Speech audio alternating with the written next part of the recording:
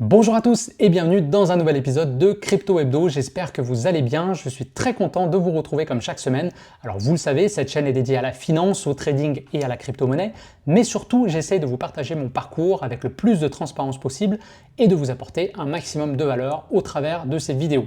Donc cette semaine, je vous ai préparé un épisode spécial. On va mettre de côté l'analyse technique un instant. Si vous voulez un point complet sur le marché, j'ai fait un épisode la semaine dernière qui fait vraiment le tour de la situation. Vous le voyez juste derrière moi, les choses n'ont pas beaucoup changé depuis la semaine dernière. Bitcoin est presque de retour sur ses ATH et surtout, on est à une semaine seulement des élections présidentielles américaines. Donc je pense qu'il va se passer pas mal de choses dans les prochaines semaines. Il faut être prêt. Allez, assez de blabla, on commence tout de suite. Vous allez voir, j'ai trié ces 10 conseils en 3 catégories. Et la première catégorie, c'est tout ce qui concerne la technique.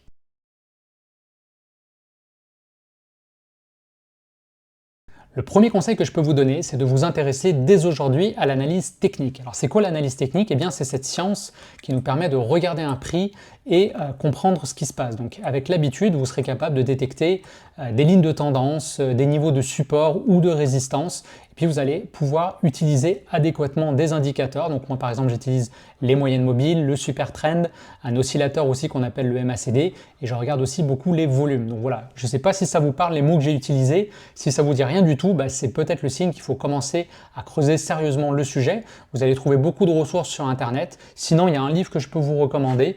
Alors vous allez voir, c'est un pavé. C'est John Murphy, l'analyse technique des marchés financiers.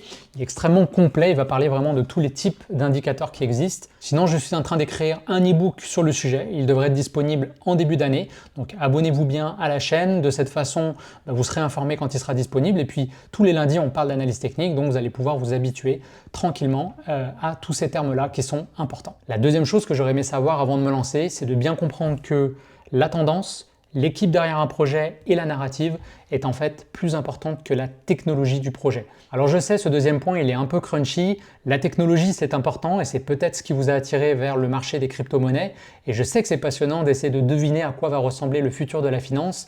Mais ce que j'ai appris avec les années, c'est qu'on est sur un marché qui est extrêmement spéculatif. Les choses vont vite. Et en vérité, la technologie, c'est pas ce qui va driver le prix, mais plutôt le marketing, la tendance, quelle est l'équipe derrière le projet et s'inscrire dans les bonnes narratives. Le parfait exemple, c'est les meme coins. Il n'y a aucune technologie derrière ces projets-là et pourtant, c'est la narrative qui performe le plus avec l'intelligence artificielle depuis le début du cycle et je pense que ça va continuer. Donc ça illustre parfaitement mon point. Analysez les tendances, faites vos recherches pour bien comprendre quelles sont les équipes derrière chaque projet et investissez dans les bonnes narratives. Troisième conseil que je veux vous donner, c'est de bien comprendre la mécanique derrière l'investissement en crypto-monnaie parce qu'il y a plusieurs particularités par rapport à ce marché-là. Donc, quand vous recherchez un projet, vous pouvez aller sur un site comme CoinMarketCap ou CoinGecko, recherchez votre projet et dans l'onglet Marché, vous allez voir sur quel exchange il est listé. Donc là, c'est Bitcoin. Donc, bien sûr, il est listé partout, mais si vous vous intéressez à des projets avec des plus petites capitalisations, il se peut qu'il ne soit pas listé sur votre exchange. Donc mon conseil, c'est d'ouvrir finalement un compte sur plusieurs exchanges. Donc de cette façon, vous allez avoir accès à plus de projets, mais aussi pour des raisons de sécurité, parce qu'il se peut des fois qu'il y ait des problèmes légaux avec certains exchanges. Moi, je l'ai vécu en étant au Canada. C'est vrai que la pression légale ici est assez forte. Donc moi, ça m'est déjà arrivé de ne plus avoir accès à un exchange. Donc en ayant plusieurs, finalement, ça vous fait comme un backup et vous pouvez vous assurer de transférer vos actifs et de continuer de pouvoir investir, peu importe ce qui se passe au niveau légal dans le pays où vous demeurez. Donc ça, c'est super important. Et une fois que vous avez acheté votre crypto, je vous recommande de la mettre en sécurité en faisant un transfert vers ce qu'on appelle un cold wallet. Donc moi, j'utilise personnellement Tangem. Je vous ai mis un lien en description si ça vous intéresse de vous en procurer un. Bon, là, on va rentrer dans la deuxième partie de la vidéo et je vais vous partager 3 conseils qui touchent plutôt à la stratégie. Et je peux vous dire que si j'avais su ça avant, aujourd'hui, je serais déjà millionnaire.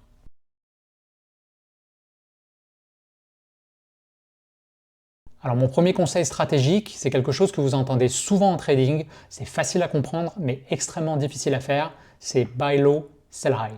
Donc quand vous vous intéressez à la crypto-monnaie, vous allez comprendre qu'il y a des cycles et il y a des moments plus propices que d'autres pour investir en crypto-monnaie. Donc je vais prendre l'exemple ici de Solana par exemple, je vais me mettre en weekly et on voit qu'on a eu un marché baissier, c'était durant l'année 2022 et ce que je veux vous montrer c'est que ici, on a eu l'opportunité, je vais prendre à partir de là par exemple, depuis janvier 2023 jusqu'à octobre 2023, donc on a eu presque une année pour acheter du Solana aux alentours de 20 $, d'accord? On est même descendu jusqu'à 12 et quelques dollars ici, ici on est descendu jusqu'à 8 $, Et aujourd'hui, on voit que Solana est à 174 $.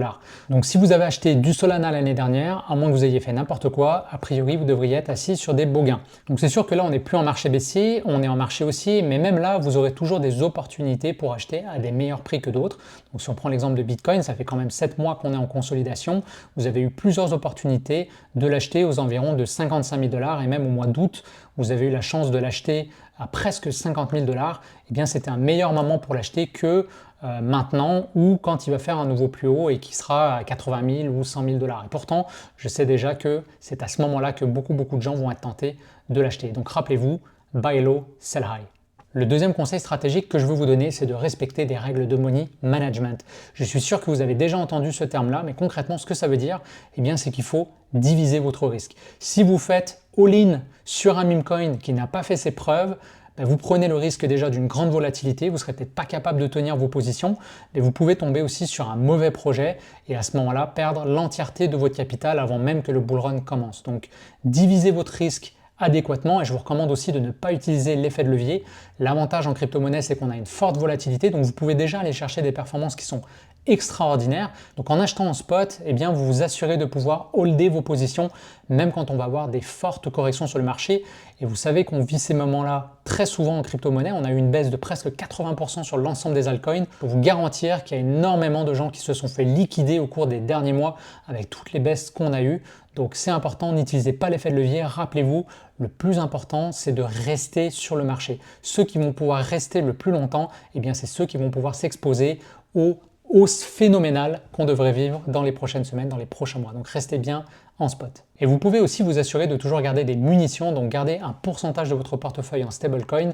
De cette façon, déjà psychologiquement, ça va être beaucoup plus facile de vivre les baisses parce que vous allez être capable de racheter et surtout vous allez être en mesure d'acheter si on a des prix exceptionnels. Dernier conseil stratégique que je vous partage aujourd'hui, c'est de commencer un journal de suivi. Alors vous pouvez faire ça sur Excel, je vous partage le mien ici à titre d'exemple. Ça va être important de suivre finalement votre performance et puis tous les coups que vous réalisez, ça va vous permettre d'avoir l'heure juste tout simplement sur ce que vous êtes en train de faire. Donc je vous partage ici mon journal de suivi, j'ai noirci les chiffres parce que c'est pas ça qui est important.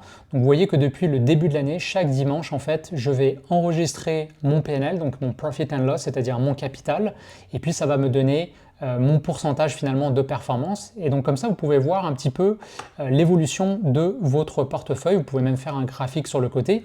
Et puis ce que je fais aussi maintenant, c'est que j'affiche le prix du Bitcoin. Pourquoi je fais ça? Parce que ça me permet de comparer ma performance par rapport à la performance de Bitcoin. Et ça, c'est important parce qu'en vérité, vu que moi j'investis en altcoin, mon objectif c'est de surperformer Bitcoin, donc je veux m'assurer que c'est bien le cas parce que sinon je suis en train de prendre des risques et de faire des efforts complètement inutiles si Bitcoin finalement fait mieux que moi. Et donc là, si on regarde depuis le début de l'année, eh bien on voit que c'est pas à chaque semaine, mais j'arrive à surperformer. Donc là, le delta, en fait, ça va me donner la différence entre ma performance et celle de Bitcoin.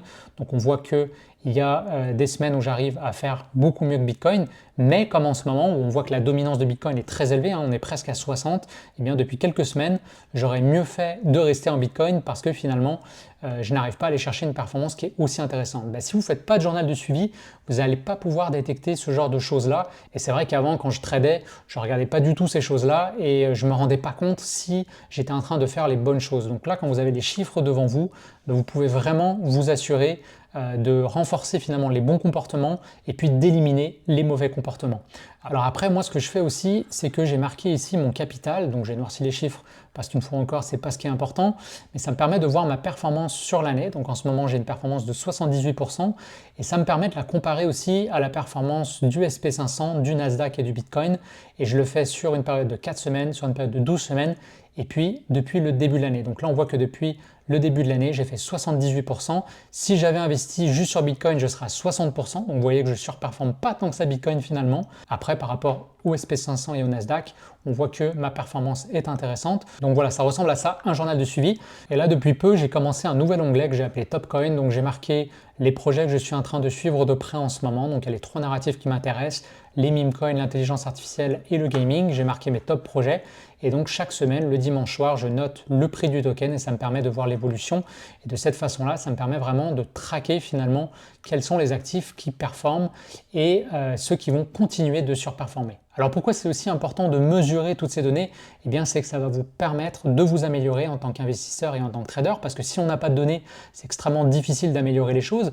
Et puis vous allez pouvoir aussi faire des choix qui seront plus judicieux au moment de sélectionner les projets dans lesquels vous investirez. Une autre façon aussi de détecter les projets qui surperforment, c'est d'aller dans CoinMarketCap, vous allez sur catégorie, là j'ai choisi Memecoin par exemple, et ici vous avez un affichage, donc vous pouvez l'ouvrir en plus grand, et donc voir les différents projets et quels sont ceux qui surperforment, donc sur différents horizons de temps, 30 jours, 1 an. Donc là par exemple, si je me mets sur 30 jours, on voit qu'on a Mew et Popcat qui sont des projets qui sont en train de surperformer les autres, et on voit que les projets qui surperforment ont tendance à continuer de surperformer. Alors après, attention, prenez pas ça pour argent comptant, faites vos recherches. Par exemple, Mew, on sait que c'est un projet qui a une tokenomique qui est un peu compliquée. Je crois qu'il y a plus que 50% des projets qui sont détenus seulement par quelques wallets. Donc ça, je trouve ça vraiment touché. Donc ça ne veut pas dire qu'on ne peut pas faire d'argent en investissant dans Mew, mais personnellement, j'essaye de privilégier des tokens qui ont une meilleure distribution. Et c'est le cas de Popcat, par exemple. Donc j'en ai déjà parlé sur la chaîne. C'est vrai que Popcat, moi, c'est un meme coin que j'aime beaucoup, qui est sur Solana. Donc voilà, ici, graphiquement, je peux m'assurer que c'est un projet qui continue de surperformer. Alors là, on rentre maintenant dans la dernière catégorie des conseils que je veux vous donner, des choses que j'aurais aimé savoir avant de me lancer en crypto-monnaie. Et donc, ça va toucher à peut-être l'aspect le plus important pour réussir en crypto-monnaie, c'est la psychologie.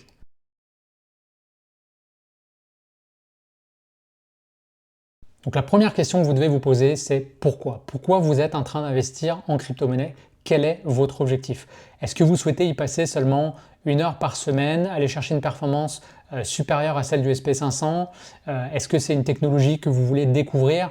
Ou est-ce que vraiment vous voulez changer votre vie financièrement en investissant dans les crypto-monnaies? Donc en fonction de l'objectif que vous allez choisir, forcément vous n'aurez pas le même plan stratégique et vous ne devrez pas fournir les mêmes efforts. Donc moi mon objectif il est clair, je vise l'indépendance financière, c'est-à-dire que je vais être en mesure de vivre sur mes investissements passifs. Et pour ça, il faut d'abord que je grossisse mon capital. Donc j'ai déjà réussi à quitter mon emploi, ça c'était la première étape. Maintenant le prochain objectif c'est de devenir millionnaire, je pense être en mesure de le faire l'année prochaine. Donc c'est un objectif que je me rappelle tous les jours parce que ça me donne de l'énergie et puis ça me permet de m'assurer que mes efforts sont en adéquation finalement avec ce que je veux. Deuxième conseil que je veux vous donner qui touche à la psychologie, c'est de vous habituer aux chiffres. Alors celui-là il mérite une explication. Je vous montre ici ma courbe de PNL. Donc encore une fois, les chiffres ne sont pas importants, mais ce que je veux vous montrer ici, ce que je veux illustrer, c'est que vous allez vraiment vivre des hauts et des bas, et c'est normal, vous êtes sur un marché qui est extrêmement volatile. En fait, pour ceux qui suivent le 20x Challenge sur cette chaîne, vous savez qu'en investissant 1000 $, en moins d'un an, j'ai réussi à faire un 50x, donc d'avoir 50 000 $, et le défi n'est pas terminé. Donc vous voyez qu'on peut aller chercher finalement des chiffres qui sont assez extraordinaires. 50 000 $, c'était mon salaire annuel. Donc c'est sûr que la crypto va vous amener à dealer avec des chiffres auxquels vous n'avez pas l'habitude. Et c'est vrai que quand vous investissez sur le marché traditionnel, vous avez le temps de vous habituer aux choses parce que les performances sont beaucoup plus progressives. Donc si vous faites même 10% par an, vous avez le temps de vous habituer, de voir votre capital grossir. Mais en crypto-monnaie, le truc c'est que ça va très vite. Vous pouvez investir quelques milliers de dollars et si vous avez de la chance et que vous êtes sur les bons projets, vous pouvez vous retrouver avec un capital à 6 chiffres. Donc si vous n'avez jamais dealé avec des chiffres comme ça, c'est sûr que votre psychologie va être mise à rude épreuve. Alors malheureusement, je n'ai pas de solution miracle à vous partager. Il faut vivre les choses et c'est vrai que moi je me rends compte que plus je suis capable d'aller chercher des gros chiffres et plus je muscle mon cerveau et je m'y habitue. Et il y a plein d'exemples de millionnaires qui ont tout perdu et qui ont réussi à rebâtir leur capital. Pourquoi? Parce qu'ils étaient habitués à ces chiffres-là, ils l'avaient déjà fait une fois, donc c'est toujours plus facile de le faire une seconde fois. Après, moi, un truc que je fais, ça paraît tout bête, mais je vous le partage quand même, c'est que chaque jour, sur un bout de papier, j'écris mon objectif, le capital que je veux aller chercher. Et c'est vrai que de l'écrire chaque jour, on dirait que mentalement, je m'habitue à ce chiffre-là. Après, ce que vous pouvez faire aussi, c'est un montage photo, je l'ai déjà fait. Donc vous faites un screenshot de votre portefeuille, vous changez les chiffres. Ça vous permet mentalement de vous préparer à avoir autant de zéros affichés par exemple. Allez, dernier conseil qui touche à la psychologie, et en tout cas, si tu veux des résultats exceptionnels, je te recommande de professionnaliser ton jeu. Alors ce que j'entends par là, c'est d'approcher finalement ton investissement et ton trading comme si c'était une business. Je vois souvent des gens autour de moi qui mettent beaucoup de sérieux dans leur parcours professionnel et c'est normal, vous avez un employeur à qui il faut rendre des comptes, vous voulez peut-être évoluer dans l'entreprise dans laquelle vous travaillez, et donc vous savez que vous devez être rigoureux dans votre travail. Et bien c'est la même chose quand vous investissez en crypto-monnaie, vous devez faire preuve du même sérieux. Donc vous devez développer vos compétences, vous devez vous rendre des comptes à vous-même, et de cette façon-là, vous avez beaucoup plus de chances d'atteindre des résultats exceptionnels et de changer votre futur financier. Donc faites vos devoirs, formez-vous, apprenez à utiliser les outils que je vous ai partagés, passez du temps sur X pour essayer de comprendre ce qui se passe sur le marché. Tout ça va être vraiment important si vous voulez aller chercher des résultats exceptionnels. Et voilà, ça fait le tour des différents conseils que je voulais vous donner aujourd'hui. Donc 3 conseils qui touchent à la technique, 3 conseils qui touchent à la stratégie et 3 conseils qui touchent à la psychologie. Donc vous allez me dire, ça fait 9, je vous avais promis 10 conseils, donc je vous en ai réservé un dernier, un conseil bonus, et celui-là est peut-être le plus important.